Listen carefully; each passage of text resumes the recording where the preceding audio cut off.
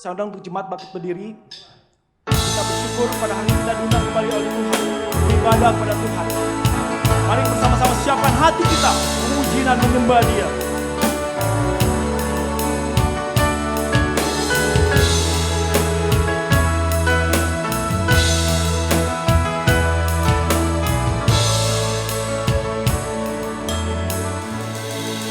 Marilah kita memulai ibadah kita dengan satu keyakinan bahwa pertolongan kita ada di dalam nama Tuhan yang menjadikan langit dan bumi. Turunlah kiranya atas kita sekalian anugerah dan damai sejahtera dari Allah Bapa kita dan Tuhan kita, Yesus Kristus. Amin. Shalom Bapak Ibu sekalian, kita bersyukur kepada Tuhan. Tuhan mengizinkan kembali kita boleh beribadah walaupun kita di rumah. Saya berharap kita semua boleh merasakan kehadiran Tuhan. Kita boleh memuji dan menyembah Tuhan.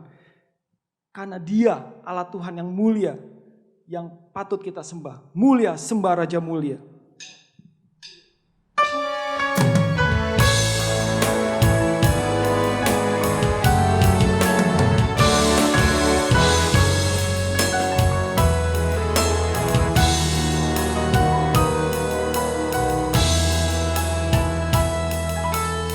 Mulia, sembah Raja mulia.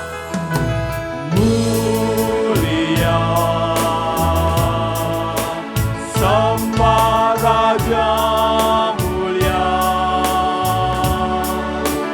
bagi Yesus segala hormat sembah puji.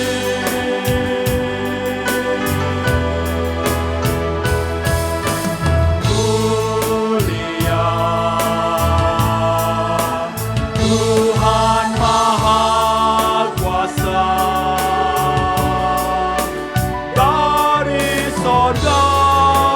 terdengarlah hidung pujian.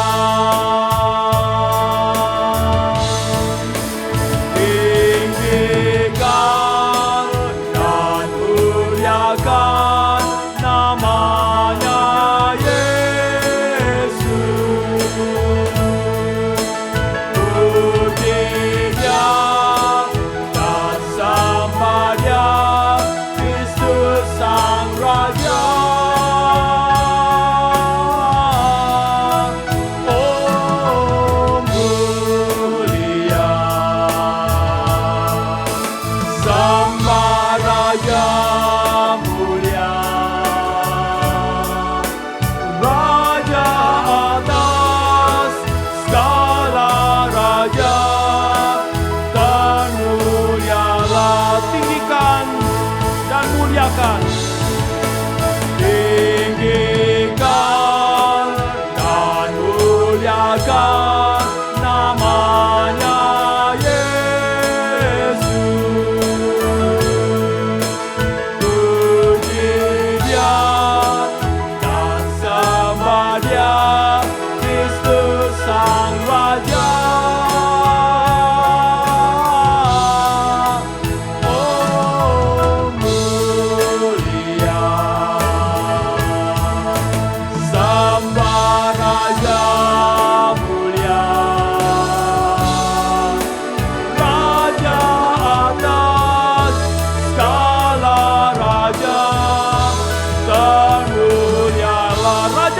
Raja termulialah, Raja atas segala raja, termulialah.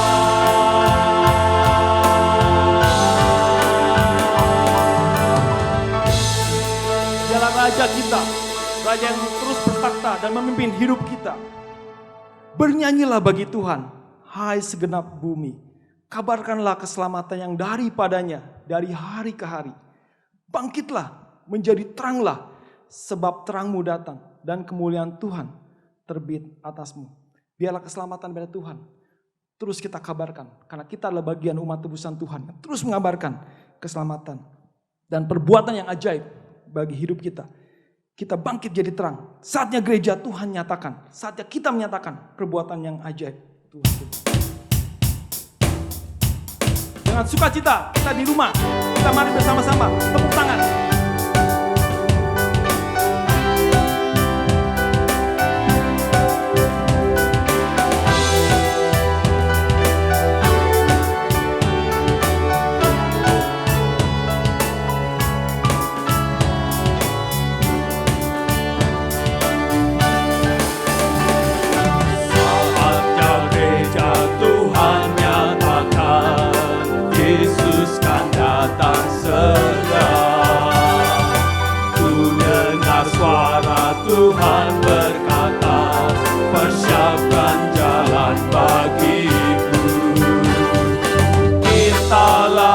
umat pilihan Allah, kita akan perbuatannya.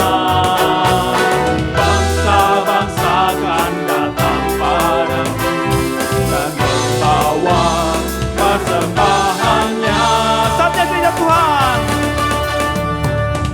Saatnya gereja Tuhan nyatakan, Yesus kan datang segera. Ku dengar suara Tuhan berkata, persiapkan jalan bagiku. Kitalah umat pilihan Allah, ceritakan perbuatannya. Bangsa-bangsa akan datang padamu dan membawa persembahannya. Bangkitlah sekarang, bangkitlah sekarang, jadilah terang, sebab kemuliaan Tuhan di atasmu. Bangkitlah sekarang, jadilah terang, sebab kemuliaan Tuhan di atasku. Bangkitlah sekarang, jadilah terang, sebab kemuliaan Tuhan di atasmu. Bangkitlah sekarang, jadilah terang, sebab kemuliaan Tuhan di atas. Kemuliaan Tuhan, sebab kemuliaan Tuhan di atasmu.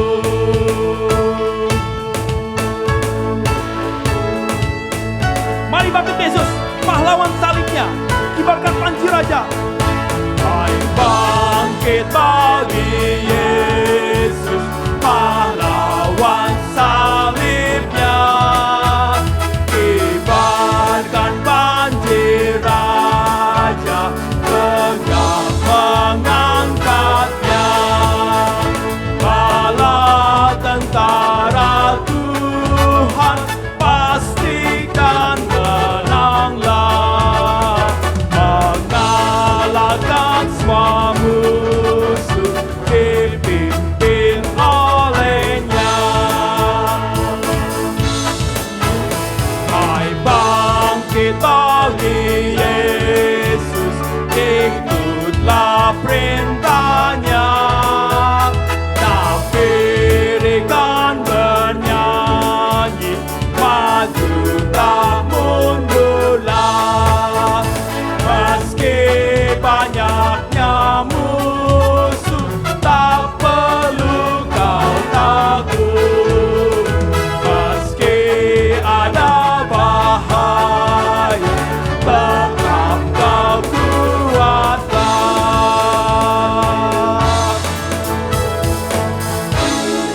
Tanduk Bapak Ibu sekalian, jemaat sekalian.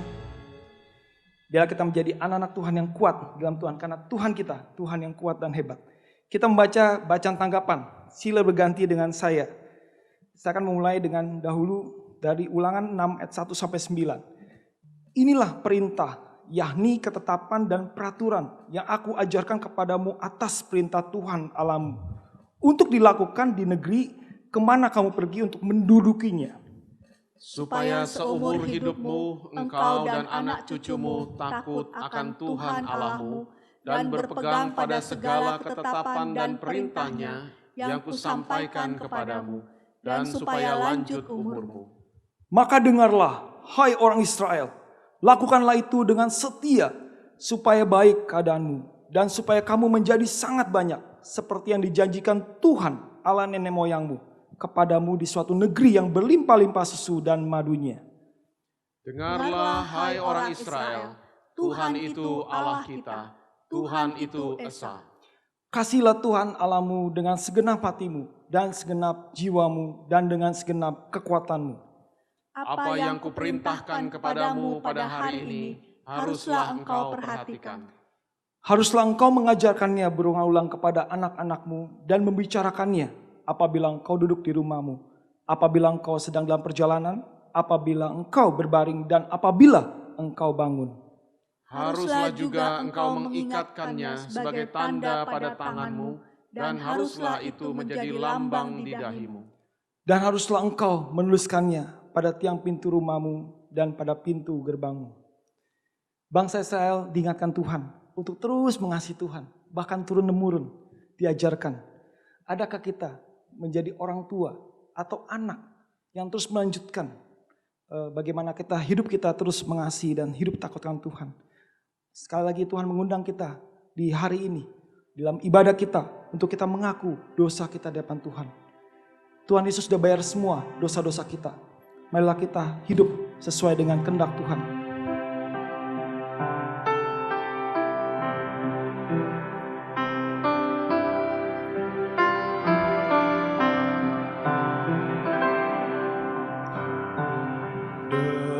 Dengarlah sabdanya, kau yang tak berdaya, datanglah kepadanya, kau kan dapat sentosa. Yesus bayar semua hutang dosaku, dosa bagai kilisi jadi putih bersih. Mazmur Daud mengajak kita untuk mengungkapkan rasa perasaan kita di depan Tuhan. Kasihanilah aku, ya Allah, menurut kasih setiamu. Hapuskanlah pelanggaranku menurut rahmat-Mu yang besar. Bersihkanlah aku seluruhnya dari kesalahanku, dan tahirkanlah aku dari dosaku. Sebab aku sendiri sadar akan pelanggaranku. Aku senantiasa bergumul dengan dosaku. Terhadap engkau sajalah aku telah berdosa dan melakukan apa yang kau anggap jahat. Supaya ternyata engkau adil dalam putusanmu, bersih dalam penghukumanmu. Mari senang untuk bangkit berdiri, Bapak Ibu, kita nyanyikan bait yang kedua. Dengarlah padaku suatu kebaikan, tapi darah Tuhanku memberikan kelepasan. Yesus bayar semua. Yesus bayar semua. Satu hambanya boleh mimpin dalam pengakuan dosa.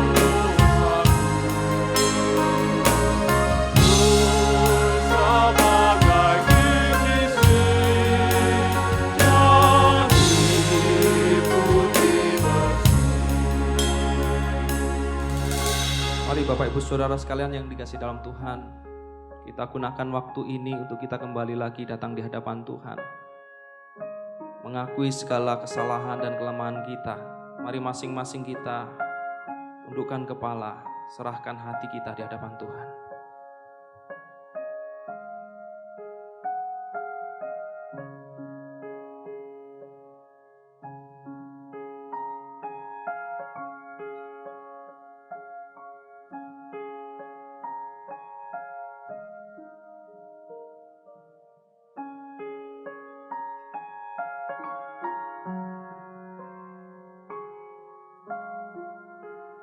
Ya Tuhan, inilah kami umat-Mu yang tertunduk di hadapan-Mu, merendahkan diri kami, menyadari sepenuhnya bahwa diri kami penuh dengan keterbatasan dan kelemahan. Setiap hari, setiap kali kami mendukakan hati Tuhan. Perkataan kami mendukakan hati Tuhan. Sikap hidup kami mendukakan hati Tuhan. Sebagai anak-anak kami kurang berbakti kepada orang tua dan juga kurang berbakti kepada Tuhan. Sebagai orang tua kami juga seringkali mendukakan hati anak-anak kami, juga mendukakan hati Tuhan. Tuhan, biarlah Engkau sendiri yang terus menilik hati kami. Melalui kemurahan-Mu yang sudah Engkau curahkan kepada setiap kami, boleh membersihkan kami kembali, boleh menuntun kami kembali, boleh mengampuni setiap kami, dan menopang kehidupan kami dari hari ke hari, sehingga kehidupan kami semakin seturut dengan yang Kau kehendaki dan yang Kau ingini ya Tuhan. Biarlah kuasa penyucian yang daripada Tuhan itu menyempurnakan di dalam seluruh kehidupan kami. Ini menjadi seluruh doa kami ya Tuhan umat-Mu. Demi nama Kristus kami mengucap syukur dan kami berdoa. Amin. Bapak Ibu Saudara sekalian yang dikasihi dalam Tuhan, dengarkanlah janji pengampunan dosa bagi setiap kita yang sudah mengakui dosa-dosa kita dari 1 Petrus 2 ayat 24. Ia sendiri telah memikul dosa kita di dalam tubuhnya di kayu salib, supaya kita yang telah mati terhadap dosa, hidup untuk kebenaran. Oleh bulir-bulirnya kamu telah sembuh. Bapak Ibu Saudara sekalian, kita sudah dibersihkan oleh Tuhan. Dosa kita sudah ditanggung oleh Tuhan di atas kayu salib di Kalvari. Mari bersama-sama kita ungkapkan syukur kita di atas salib di Kalvari.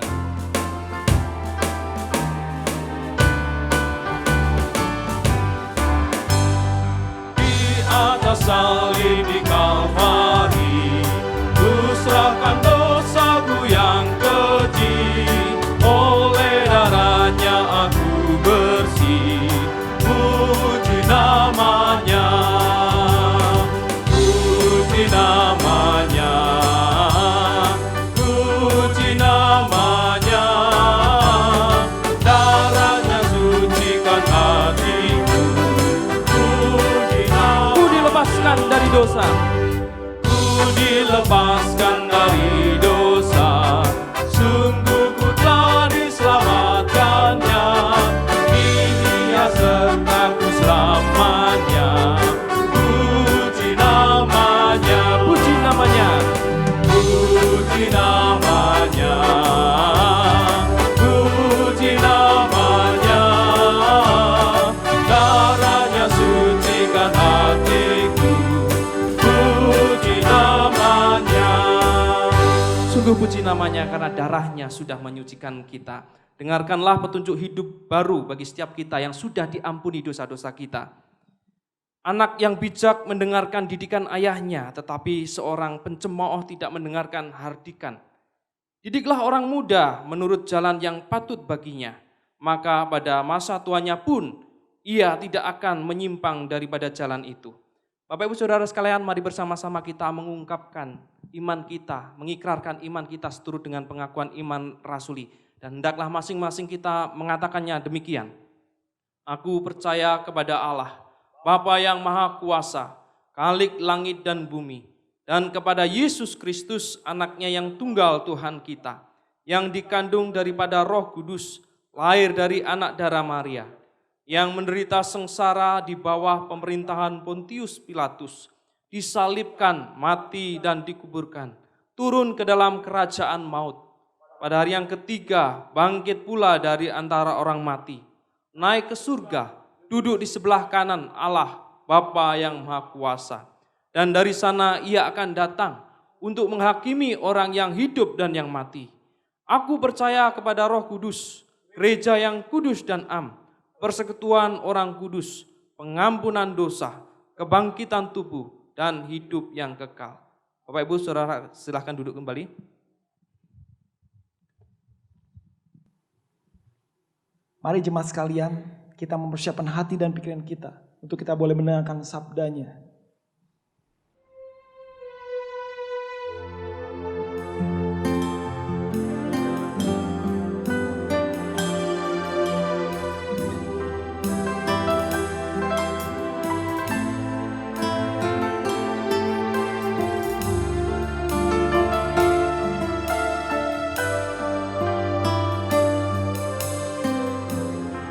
Biarlah menjadi doa kita di hadapan Tuhan. Ubah hatiku seperti salju, ubah hatiku seperti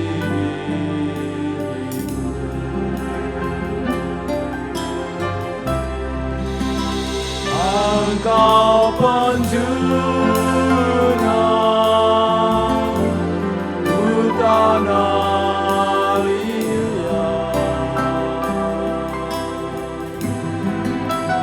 bentuk jadikan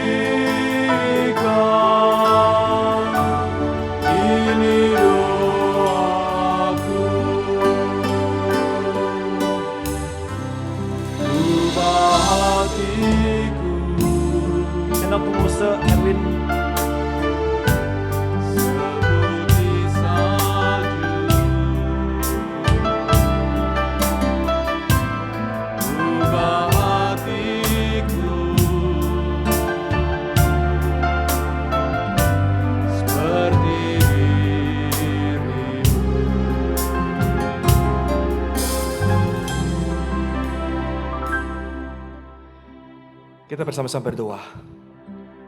Tuhan, inilah hati yang kami persembahkan kepadamu. Kami rindu dibentuk oleh Tuhan. Hanya firman-Mu yang bisa memperbarui batin kami yang paling dalam. Tuhan, kami rindu kami boleh datang dengan kejujuran hati kami, dengan ketulusan kami, karena kami rindu berjumpa dengan Engkau secara pribadi. Berkati waktu perenungan firman, kiranya Roh Kudus yang boleh memimpin kami dan mengajar kami, menuntun kami kepada firman dengan segala kelimpahannya. Terima kasih Tuhan. Terpujilah nama-Mu, dengarlah doa kami. Dalam nama Tuhan Yesus, nama yang berkuasa, nama yang mulia, kami berdoa. Amin. Baik, puji Tuhan, kita boleh beribadah pada hari ini. Satu tema yang akan kita renungkan bersama-sama, yaitu mempersiapkan sebuah generasi yang unggul di tengah-tengah zaman ini. Saudara-saudara sekalian, kita semua berada di tengah-tengah zaman yang canggih, satu zaman yang modern sekali, satu zaman yang melek teknologi. Kita hari ini semua adalah orang-orang yang canggih sekali. Sudah beribadah di rumah dengan live streaming. Dari anak kecil sampai orang dewasa, sampai lansia, adalah orang-orang yang melek dalam teknologi, saudaraku. Mengagumkan sekali, anak-anak kecil, kita menemukan mereka nggak ada yang ngajarin, tapi di tangan mereka ada gadget. Tangan mereka sangat tangkas sekali, menandakan mereka adalah orang yang luar biasa. Bahkan orang-orang tua yang lanjut usia. Di jemaat kami ada orang yang 70 tahun lebih. Ternyata mereka adalah orang-orang yang juga melek teknologi, saudaraku. Live streaming bukan hal yang susah bagi mereka. Saudara sekalian, itulah zaman di mana Anda dan saya hidup pada hari ini. Zaman yang luar biasa sekali. Bukan hanya melek teknologi. Mereka adalah orang-orang yang suka eksis di dalam dunia maya. Suka eksis dalam media sosial. Sedikit-sedikit Instagram. Sedikit-sedikit Snapgram. Sedikit-sedikit Boomerang. Betul saudara sekalian? Itulah zaman yang Anda dan saya hidup pada hari ini. Kita punya anak kecil, punya baby. Baru belajar jalan, merangkak. Mamanya langsung videoin. Betul saudara sekalian? Setelah video, di-upload ke dalam Instagram. Saudara sekali, satu generasi yang suka eksis di dalam dunia maya. Saudara, inilah zaman di mana Anda dan saya hidup pada hari ini. Orang mengatakan adalah zaman now. Mengejutkan sekali Bapak Ibu sekalian, bahwa ternyata jauh-jauh sebelumnya, kita mencatat bahwa spirit zaman ini sudah ada ratusan bahkan ribuan tahun yang silam. Sekali lagi, mengejutkan sekali bahwa ternyata fenomena ini bukan muncul pada hari ini, saudaraku. Ternyata dari zaman dulu kala. Tentu saja packagingnya, bungkusnya berbeda. Tapi kontennya, spiritnya itu sama. Kita sama-sama lihat hari ini, yaitu dari 2 Timotius pasal yang ketiga. Surat Paulus kepada seorang anak muda yang bernama Timotius. Kita akan memikirkan bersama-sama 2 Timotius pasal ketiga, ayat yang pertama hingga ayat yang ke-7. Saudara, bagaimana di sana Rasul Paulus menggambarkan atau menjelaskannya pada anak rohaninya yang bernama Timoti. Paulus mengatakan, kamu dengar baik-baik, kamu ketahui, kamu sadar seperti apakah kondisi manusia zaman akhir itu. Seperti bagaimana kondisi manusia zaman now itu. Ayat yang pertama, pasal ketiga, ayat pertama hingga ke-7. Paulus mengatakan, ketahuilah bahwa pada hari-hari terakhir akan datang masa yang sukar. Seperti apa kondisinya? Kedua dikatakan, manusia akan mencintai dirinya sendiri dan menjadi hamba uang. Mereka akan membual dan menyombongkan diri. Mereka akan menjadi pemfitnah. Mereka akan berontak terhadap orang tua. Dan tidak tahu berterima kasih. Tidak mempedulikan agama. Tidak tahu mengasihi. Tidak mau berdamai. Suka menjelekkan orang lain. Tidak dapat mengekang diri. Garang. Tidak suka yang baik. Ayat keempat. Suka mengkhianat. Tidak berpikir panjang. Berlakat tahu. Lebih menuruti hawa nafsu daripada menuruti Allah. Ayat 5, perhatikan baik-baik. Secara lahiriah mereka menjalankan ibadah mereka. Tetapi pada hakikatnya mereka memungkiri kekuatannya. Paulus berkata, jauhilah mereka itu. Sebab di antara mereka terdapat orang-orang yang menyelundup ke rumah orang lain dan menjerat perempuan-perempuan lemah yang syarat dengan dosa dan dikuasai oleh berbagai nafsu. Yang walaupun selalu ingin diajar, namun tidak pernah dapat mengenal kebenaran. Sampai sana pembacaan firman Tuhan. Saudara, kalau saya boleh ringkaskan 7 ayat tadi, bagaimana ciri manusia zaman modern? Manusia yang katakan zaman now itu, yang dimulai dari zaman Timotius hidup. Yang pertama saya katakan, mereka adalah pecinta diri. Pecinta diri. Mereka mengasihi diri, mereka sayang dengan diri sendiri. Sama dengan kita hari ini bukan? Dikit-dikit selfie. Dikit-dikit foto. Gereja Anda adalah gereja yang punya komsel bukan? Lagi komselan. Apa yang dilakukan? Foto. Setelah foto apa yang Anda lakukan? Di-upload, saudaraku. Kalau di-upload kemudian apa yang saudara cari? Yang apa yang saudara tunggu ketika ini foto udah di-upload? Kita tunggu supaya orang memberikan like. Ketika orang gak pasang like, kita mulai galau. Ada apa ini? Saya udah kasih dia like loh. Kenapa dia gak nge-like sama saya? Saudara, bukankah membuktikan bahwa kita adalah manusia mencintai diri? Tentu jangan salah paham. Tidak salah dengan foto, tidak salah dengan selfie. Tetapi manusia pada hakikatnya pecinta diri, saudara. Pecinta diri. Saudara-saudara sekalian, yang kedua, pecinta diri pertama, kedua adalah pecinta materi. Materi adalah segala sesuatu, segala hal yang utama bagi hidupnya. Dan yang ketiga, saya memberi istilah itu pecinta nafsu duniawi. 3 hal ini adalah hal yang mendasari kehidupan manusia zaman now. Cinta diri, cinta materi, dan cinta nafsu duniawi. Kalau saya rangkumkan, kenapa mereka muncul ketiga hal ini? Satu jawaban, karena mereka bukan pecinta Allah. Mereka tidak pernah mengasihi Allah. Paulus katakan dengan sangat jelas di dalam ayat yang kita baca tadi. Dan yang lebih mengejutkan bahwa Paulus katakan mereka adalah orang-orang yang beribadah, saudaraku. Jangan pikir mereka adalah orang-orang yang di luar gedung gereja. Jangan pikir mereka adalah orang yang tidak beriman, tidak bertuhan. Oh tidak, saudaraku. Mereka adalah orang-orang yang beribadah. Orang yang beragama. Yang mungkin barangkali mereka datang ke gereja setiap hari Minggu. Tetapi mereka adalah orang-orang yang sesungguhnya tidak mengasihi Tuhan. Mereka adalah orang yang mungkin terlibat dalam pelayanan. Tapi sekali lagi, saudaraku, mereka adalah orang yang bukan melayani Tuhan, tetapi melayani diri sendiri. Bukankah mereka adalah pecinta diri? Nah, saudara sekalian, inilah kira-kira konteks di mana Paulus hidup pada masa itu. Paulus kasih tahu Timotius, kamu dengar baik-baik. Inilah kondisi yang kamu harus sadar baik-baik. Zaman di mana kamu hidup, yang sekarang pun terjadi. Betapa manusia mengutamakan dirinya. Manusia menggeser Allah. Dalam bentuk pelayanan mungkin. Dalam bentuk kesibukan barangkali. Tapi jelas mereka adalah seperti demikian.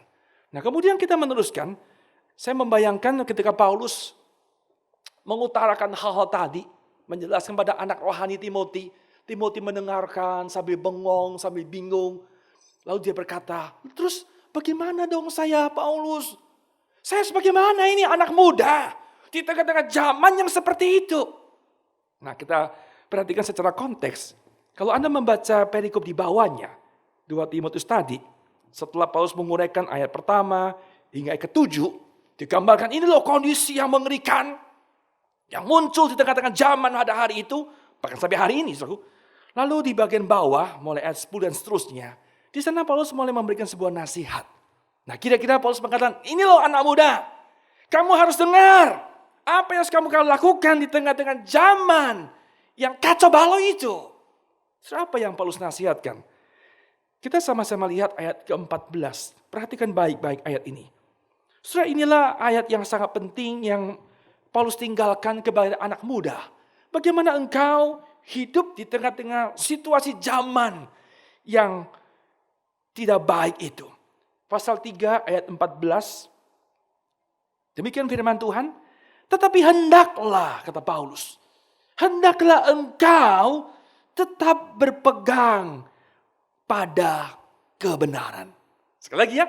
Hendaklah engkau berpegang kepada kebenaran. Paulus katakan ini adalah satu-satunya solusi yang harus engkau miliki. Berpegang kepada kebenaran. Sudah tidak ada solusi lain. Tidak ada jalan keluar lain. Bagaimana engkau dan aku hidup di tengah-tengah dunia yang kacau itu. Kecuali engkau berpegang kepada firman. Engkau tinggal di dalam firman. Engkau melekat di dalam firman Tuhan. Saudaraku, kita mempunyai anak-anak yang beranjak dewasa. Orang tua ingin memprotek anak-anak dengan baik. Saya kira itu baik adanya.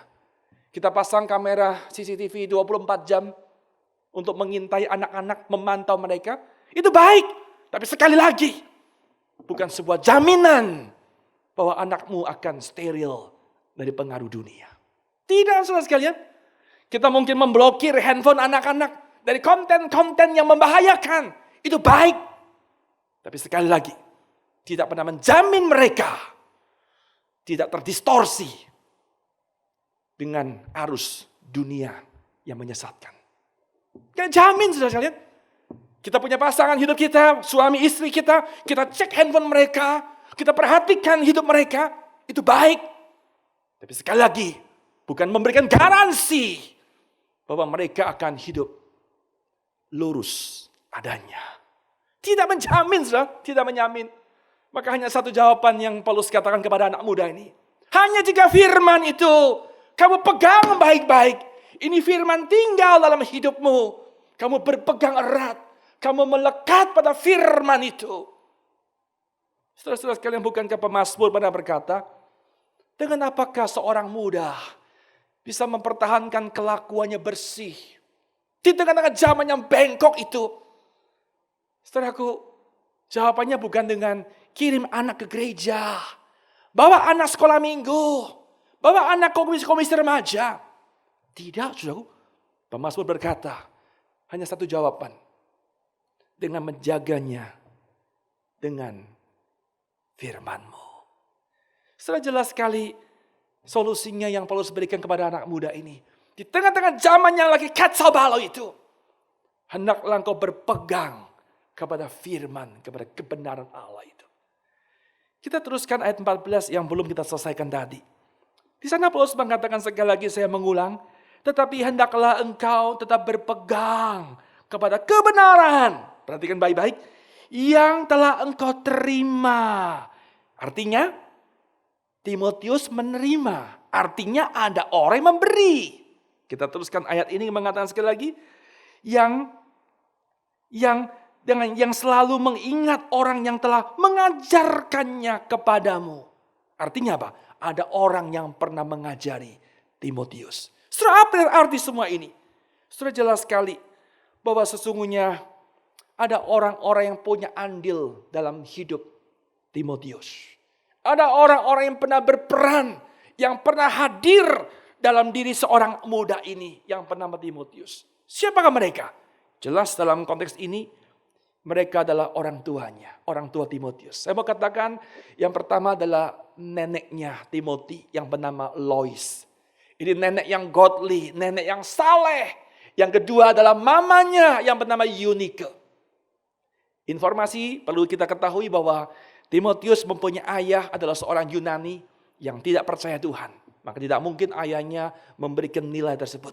Tapi jelas, yang pertama neneknya Lois, kedua ibunya Eunike, dan ketiga adalah Paulus. Mereka lah orang yang pernah hadir, yang punya andil, yang kemudian menanamkan nilai-nilai kekristenan yang sangat penting. Saya akan masuk dalam topik khotbah kita pada hari ini. Bagaimanakah kita boleh mempersiapkan sebuah generasi yang unggul bagi Tuhan di tengah-tengah zaman ini. Bercermin pada pengalaman surat Timotius ini, ada dua hal yang saya mau bagikan bagi saudara sekalian. Yang pertama, saudara sekalian, yaitu legacy. Kita seharusnya meninggalkan yaitu sebuah warisan, yaitu warisan rohani. Meninggalkan satu warisan rohani. Saudara, saya sangat suka dengan kata legacy. Ada satu perbedaan kata dalam bahasa Inggris, satu kata yaitu legacy, satu kata yaitu namanya inheritance.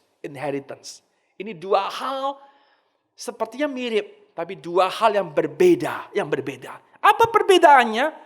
Kalau inheritance itu berarti sesuatu yang diberikan.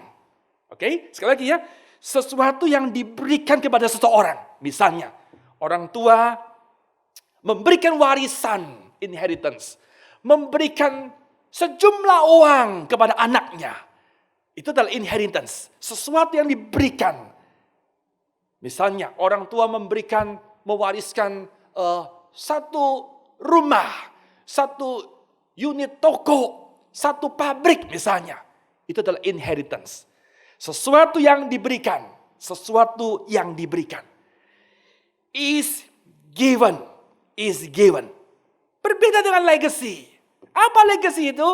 Ini bukan sesuatu yang diberikan, tetapi sesuatu yang dibangun, built. Kalau inheritance is given. Tetapi ketika legacy artinya apa? Build. Sesuatu yang dibangun. Sesuatu yang mau dimulai dikerjakan. Yang pada akhirnya dia mulai tinggalkan. Itu namanya legacy. Saudara-saudara, menarik sekali. Kalau kita memperhatikan ayat yang ke-15 di sana. Bagaimana Paulus menjelaskan legacy apa yang diterima oleh Timotius orang yang muda ini. Ayat yang ke-15, saya akan membacakan ayat ini daripada perikop yang sama. 2 Timotius pasal ketiga. Paulus katakan, ingat bahwa dari kecil. Kalau Anda membaca Alkitab bahasa Inggris mengatakan infancy. Dari bayi. Secara literal. Dari keluar kandungan. Masih merah. Itu kira-kira ya. Apa yang dilakukan oleh orang tuanya dikatakan, engkau sudah mengenal kitab suci. Wah, luar biasa. Ini legacy, saudara sekalian. Ini legacy. Bagaimana orang tua Timotius, ketika anak itu lahir masih bayi, baru keluar pun. Ini orang tua build. Itu anak dibangun, ditanamkan sesuatu. Ada nilai-nilai. Tidak lain tidak bukan adalah firman Tuhan. Kebenaran Allah. Inilah yang kemudian dibangunkan, ditanamkan. Menjadi fondasi yang kuat dalam diri anak muda yang bernama Timothy ini. Saudara-saudara sekalian, luar biasa sekali. Maka dikatakan Timothy ini dia mengenal kitab suci. Kata mengenal punya pengertian yaitu apa? Dia punya pengalaman. Dia mencicipi akan kelimpahan dari firman Tuhan itu. Saudara-saudara sekalian, itulah legacy. Nenek dan mama dari Timothy ini meninggalkan warisan rohani. Meninggalkan legacy. Sekali lagi, legacy bukan ditinggalkan. Tapi diawali pada sebuah dia membangun lebih dahulu. Dia membangun, mengupayakan, menginvestasikan. Yang pada akhirnya dia mulai meninggalkan warisan rohani itu. Saudara-saudara sekalian, kalau Anda melihat ayat 15, 16, 17. Betapa firman Tuhan, kitab suci yang kemudian diwariskan oleh orang tua kepada Timothy ini. Luar biasa. Ayat 15 dikatakan, itu firman Tuhan yang menuntun engkau pada keselamatan. Luar biasa. Kemudian firman Tuhan bagaimana? Yang mengubah, yang mengkoreksi mindset kita. Yang berujung pada transformasi kehidupan. Dan firman Tuhan yang menuntun kita kepada hidup yang saleh. Saudara-saudara sekalian, betapa pentingnya peran orang tua untuk mempersiapkan generasi yang unggul bagi Tuhan. Warisan rohani, legacy. Saudara dengar baik-baik. Legacy bukan sekedar menurunkan agama. Saya ulang kalimat ini. Legacy bukan berarti saya menurunkan agama karena saya Kristen, maka anak saya harus Kristen. Itu bukan legacy. Legacy bukan berarti hanya sekedar membawa anak datang ke gereja. Itu baik. Tapi bukan legacy. Apa legacy itu? Orang tua berperan aktif. Sekali lagi ya, berperan aktif. Dia kerja keras. Dia serius. Untuk apa? Build. Dia mulai membangun satu fondasi, satu tahap, menginvestkan banyak hal di dalam diri anak. Itulah generasi yang unggul, yang ditunggu oleh Allah di tengah-tengah zaman yang bobrok ini. Legacy, meninggalkan dimulai daripada sebuah pembangunan nilai-nilai kekristenan kepada anak yang masih kecil itu. Saudara-saudara sekalian, ada 3 model pola asuh.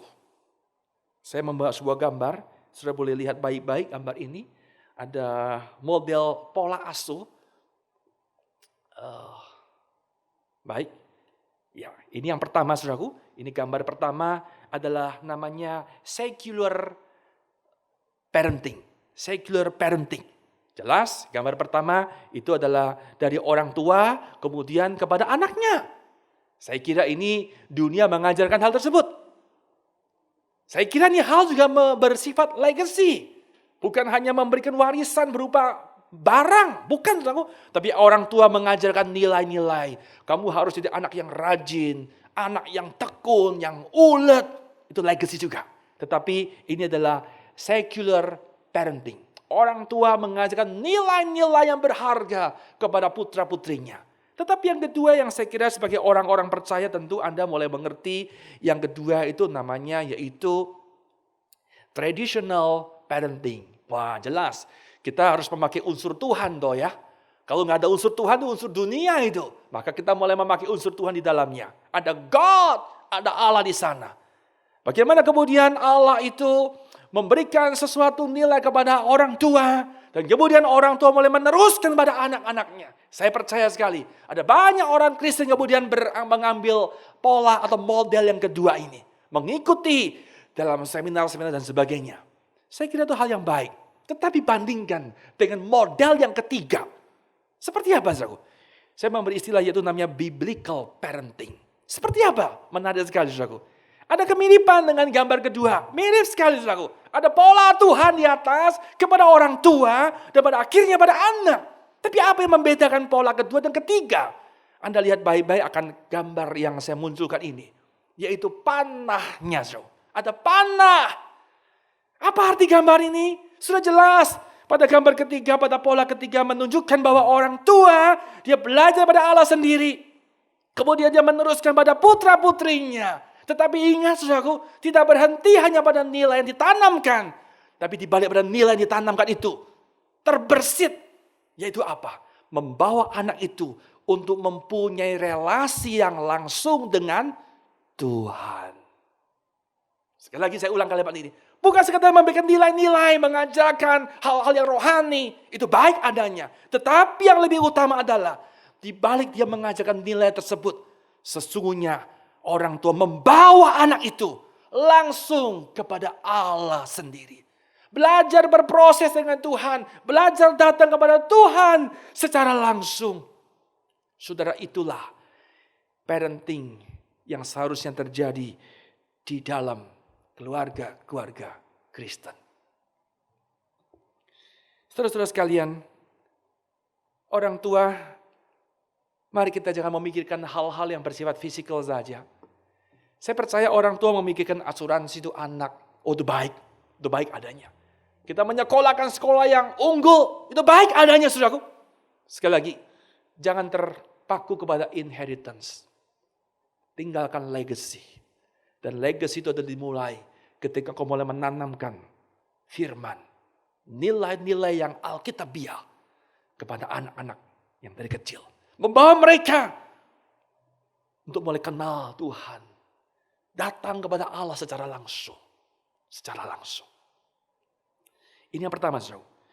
Jadi hal pertama yang kita boleh pelajari adalah bagaimana mempersiapkan generasi yang unggul di tengah-tengah zaman ini adalah legacy. Legacy.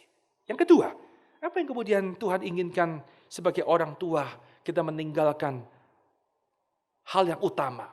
Kalau pertama adalah legacy, maka yang kedua adalah modeling. Modeling. Kita sama-sama lihat ayat yang ke-10, saudara. Ayat ke-10 daripada surat 2 Timotius tadi, pasal ketiga. Di sana Paulus berkata, tetapi engkau,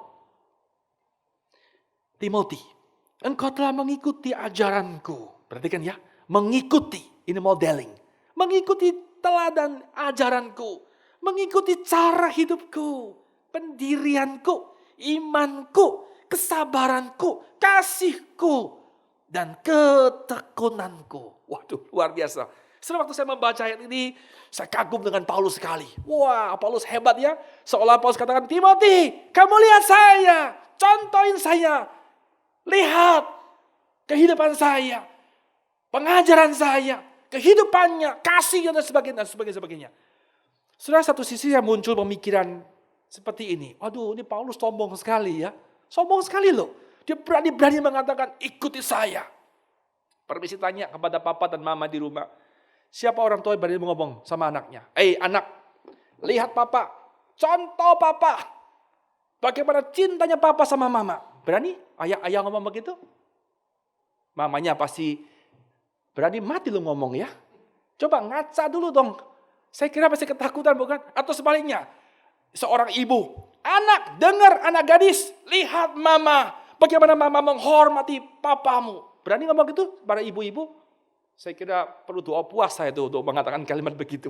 Tapi heran Paulus mengatakan, Timothy, ikuti teladanku, ikuti itu. Cara pikirku, hidupku, pendirian, iman, kesetiaan, kasih, dan sebagainya. Saudara, apakah Paulus itu sombong sekali? Apakah Paulus adalah orang yang tidak punya kesalahan? Apakah Paulus adalah orang yang kemudian sempurna adanya? Saudaraku, jawabannya adalah tidak. Tidak. Lalu apa arti ayat ini? Izinkan saya memakai bahasa dengan bebas. Sebenarnya yang diteladani oleh Timothy itu bukan diri Paulus. Bukan. Sekali lagi dengan baik-baik kalimat ini. Yang diteladankan, yang ditinggalkan model itu bukan diri Paulus. Bukan. Tetapi dengar kalimat ini. Bagaimana Allah yang bekerja di dalam diri Paulus. Itulah yang diteladankan kepada anak muda ini. Ada sebuah kalimat yang bagus sekali. Sudah saya kutipkan kata-katanya bagus. Kata-kata bagus sekali. Keteladanan itu bukan kesempurnaan. Garis bawahi. Modeling tidak pernah bicara soal kesempurnaan. Tidak pernah, saudaraku. Jelas, Paulus di depan Timothy, dia bukan orang yang sempurna. Hamba Tuhan, bukan orang yang tanpa cacat celah di mata jemaat. Tidak, saudara. Orang tua, bukan manusia yang super di depan anak-anak. Tidak pernah, saudara, tidak pernah. Karena modeling bukan bicara soal kesempurnaan.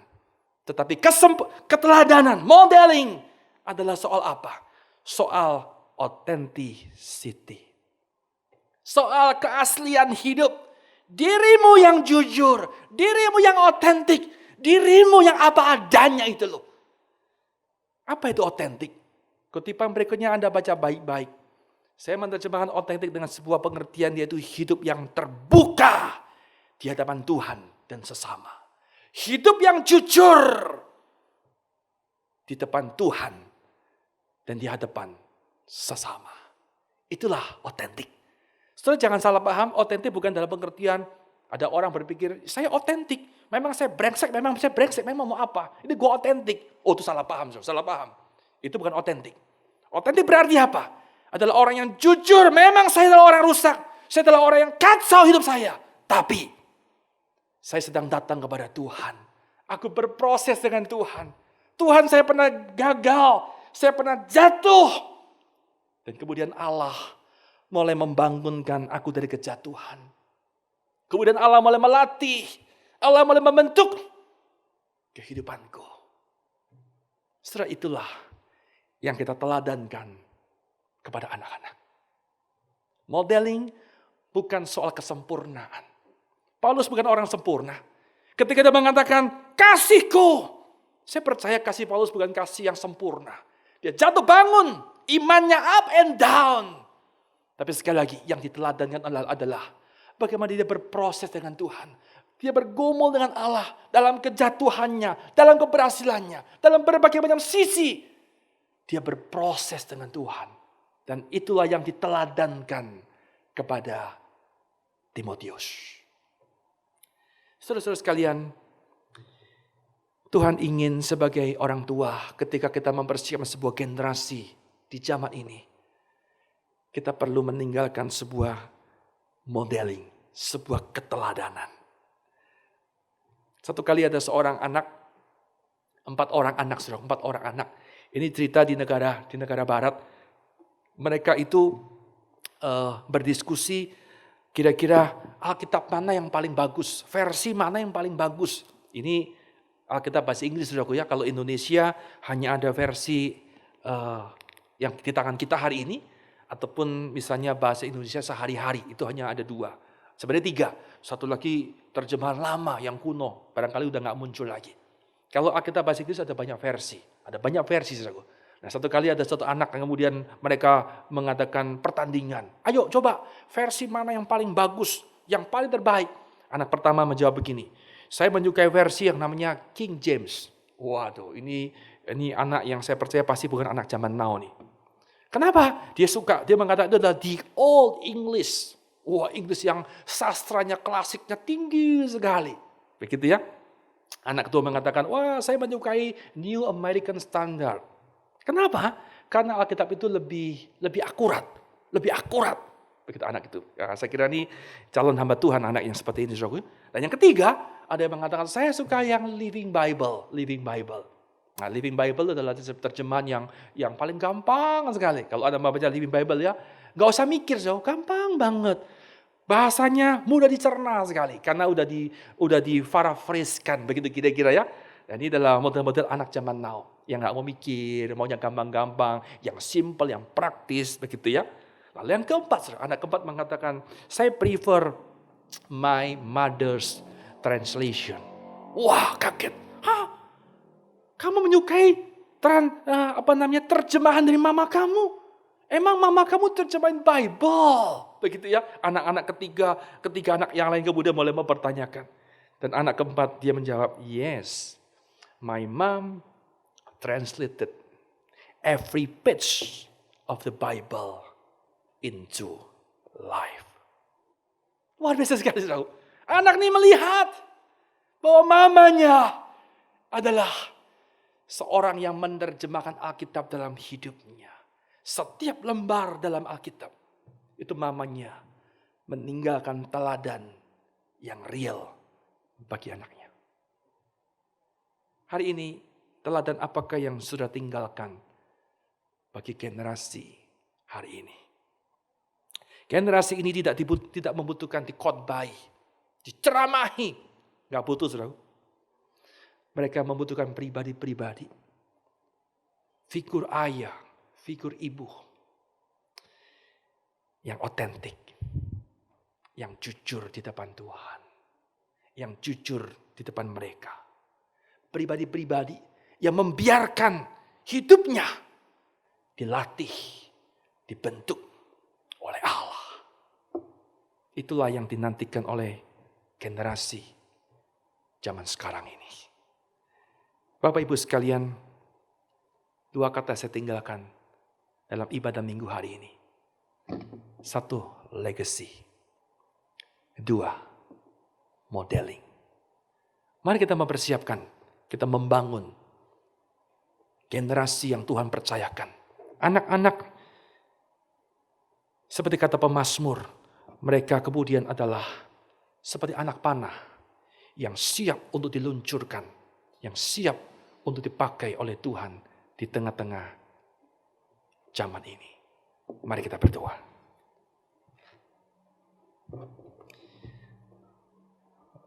Bapa dalam surga,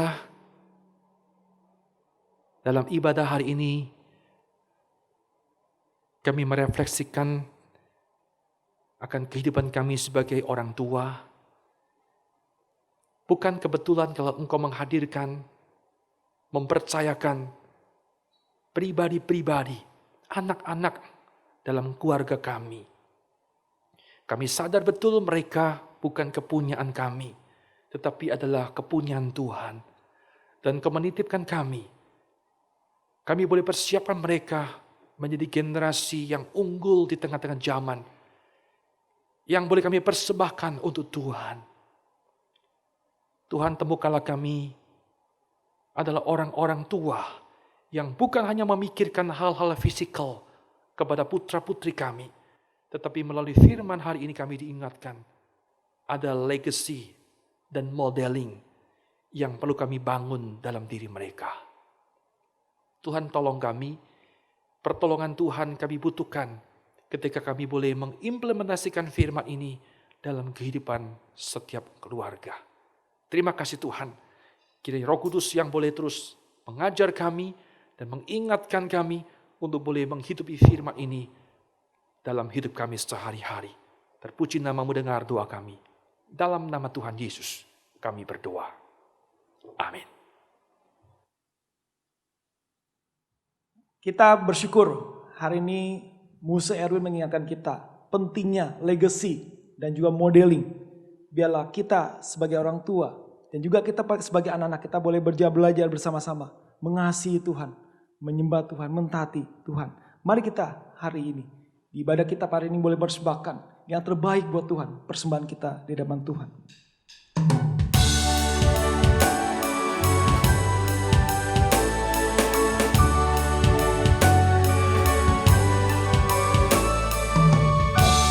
Yang terbaik padanya, naga masa mudamu.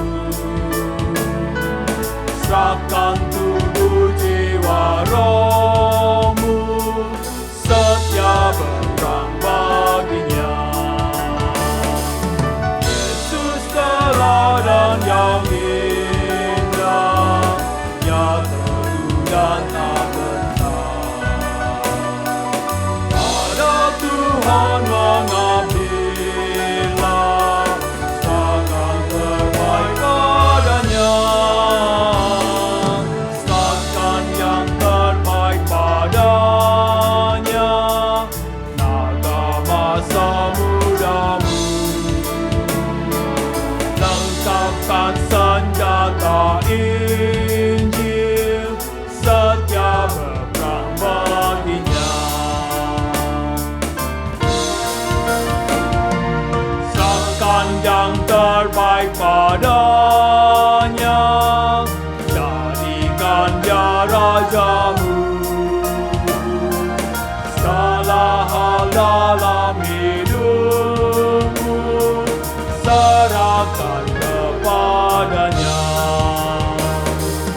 Anugerahnya akan diberikan pada yang rela memberi. Padanya melayanilah, serahkan terbaik padanya.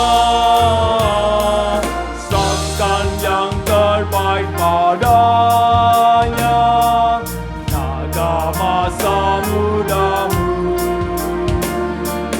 Lengkapkan senjata Injil, setia berperang baginya. Sana untuk jemaat bangkit berdiri. Bapa dalam surga, kami bersyukur atas firman-Mu ya Tuhan. Kami diingatkan oleh betapa pentingnya legacy, warisan rohani dan juga modeling yang perlu kami lakukan. Dalam kami boleh menanamkan bagaimana pimpinan Tuhan, pengalaman kami bersama dengan Tuhan boleh menjadi satu bagian yang penting untuk kami boleh bersama-sama di dalam generasi ini ya Tuhan, makin mencintai Tuhan dan makin memuliakan Tuhan. Terima kasih ya Tuhan Yesus, Engkau sudah memberikan yang terbaik melalui karya salib Tuhan, melalui kebangkitan Tuhan supaya kami orang-orang berdosa ini ya Tuhan, kami boleh menerima hidup yang kekal. Oleh karena cinta Tuhan yang begitu hebat atas hidup kami ya Tuhan. Tuhan, terima kasih pada ibadah pada hari ini kami boleh diberikan kesempatan boleh memberikan persembahan yang semuanya berasal daripada Tuhan. Kami rindu bukan hanya sekedar materi yang kami persembahkan, kami juga rindu untuk hidup kami. Kami boleh persembahkan buat Tuhan melalui pikiran, perkataan, perbuatan kami, melalui talenta yang Tuhan berikan dalam hidup kami. Semuanya untuk kemuliaan bagi nama Tuhan. Berkati untuk bendahara yang boleh mengatur persembahan ini ya Tuhan, supaya persembahan ini boleh dipakai bagi pekerjaan Tuhan dan boleh muliakan nama Tuhan. Terima kasih ya Tuhan, terima kasih. Hanya dalam nama-Mu kami berdoa serta mengucap syukur. Amin. Saya untuk jemaat sekalian, kita dengarkan warta penggalan dari Gembala.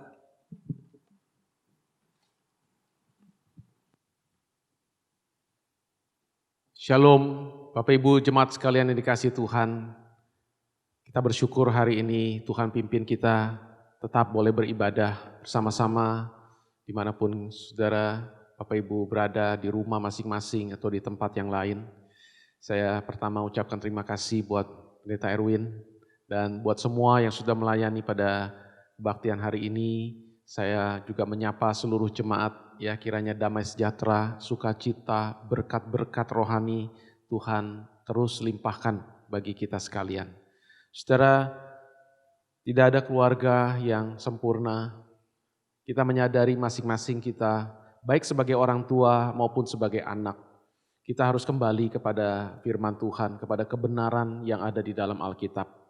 Mari kita bersama-sama berjuang.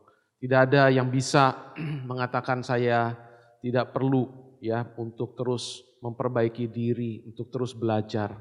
Masing-masing kita, mari kita baik sebagai orang tua, sebagai anak. Tuhan mau pakai keluarga kita ya untuk menjadi kesaksian, untuk menjadi berkat di tengah-tengah zaman ini. Mari kita bersama-sama melakukannya ya. Tuhan kiranya menolong. Saudara, kita juga bersyukur Tuhan pimpin kita sampai di minggu yang terakhir di bulan Juni ini. Saudara, kita semua tentu terus berharap dan berdoa supaya kondisi dan keadaan ini boleh semakin membaik. Maka teruslah berdoa, terus berharap supaya pandemi ini boleh berangsur-angsur ya, semakin kondisinya berkurang, penularan dan juga angka orang-orang yang terinfeksi. Sehingga kita memasuki bulan Juli, biarlah hati kita juga semakin merindukan ketika kita bisa kembali bersama-sama beribadah di gereja, di rumah Tuhan. Saudara, itu yang saya terus sampaikan, terus doakan, terus berharap. Saudara, semoga Tuhan mengizinkan pada waktunya di bulan Juli, ya, saudara, tentu kita akan langsung mengupdate bila mana ada informasi ya mengenai hal ini. Tapi saya mengajak kita semua terus menyiapkan diri kita. Ya, tentu saja kita juga tetap perlu menjaga kesehatan kita ya, sehingga nanti pada waktunya gereja open kembali kita bisa sama-sama ya kembali beribadah. Saudara, itu yang paling ideal, itu yang paling kita rindukan. Ya, Tuhan kiranya memberkati. Saya kira itu saja. Mari kita bangkit berdiri, saudara, kita akan masuk di dalam doa syafaat. Saya mengajak kita untuk menyatukan hati, kita berdoa bersama. Tuhan, kami datang kepadamu, hari ini kami mau bersyukur, baik pribadi bersama juga dengan seluruh keluarga kami. Kalau Tuhan masih memelihara, Tuhan memberkati, Tuhan melindungi, Tuhan menjaga, Tuhan mencukupkan segala kebutuhan. Bahkan Tuhan memberikan firman untuk mengajar kami apa yang menjadi kehendak-Mu atas setiap kami. Tuhan menolong kiranya tiap-tiap keluarga jemaat-Mu. Tidak ada di antara kami yang sempurna, semua banyak kekurangan di sana sini di dalam keluarga kami. Tuhan, sebagai orang tua kami mohon Tuhan anugerahkan kekuatan kembali, iman dan pengharapan dan cinta kasih kepada Tuhan untuk tunduk kepada firman dan juga menghidupi firman sehingga kami boleh meninggalkan legacy dan modeling untuk anak-anak kami. Ampuni ketika kami sering gagal melakukannya sebagai orang tua. Sebagai anak juga kami mohon pertolongan Tuhan supaya kami juga belajar dari firman Tuhan dan kami belajar juga menghargai, menghormati orang tua kami di dalam segala keadaan mereka. Kami tahu kami pun juga penuh kelemahan dan tidak sempurna adanya.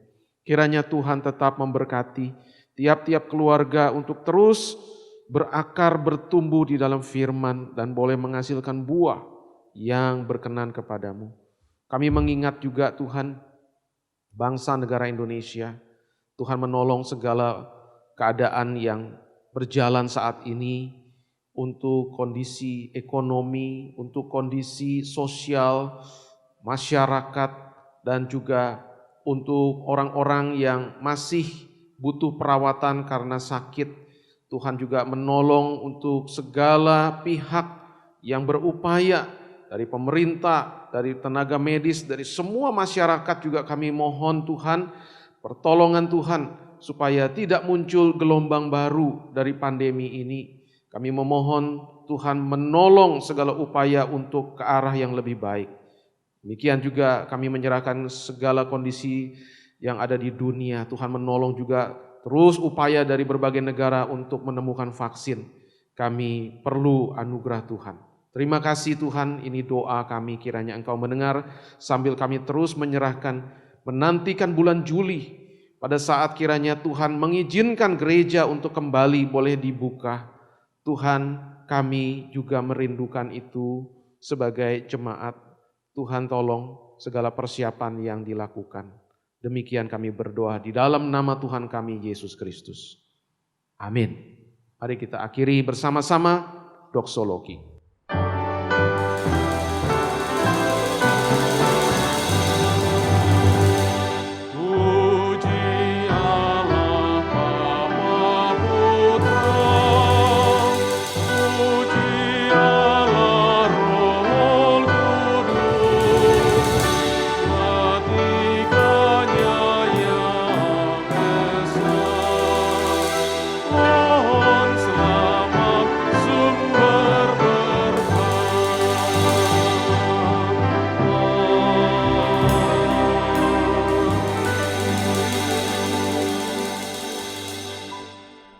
Jemaat Tuhan, dimanapun berada, arahkan hati senantiasa kepada Tuhan dan terimalah berkat-Nya.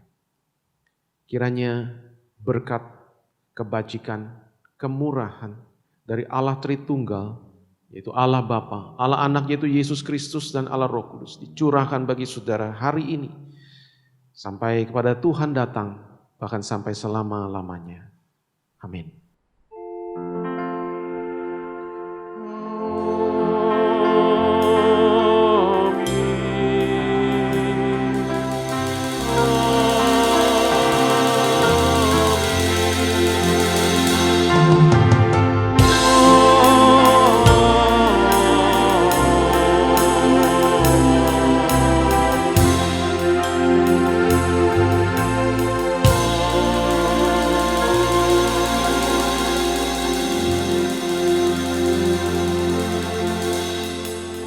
Silakan duduk, ibadah selesai, selamat hari Minggu, Tuhan memberkati.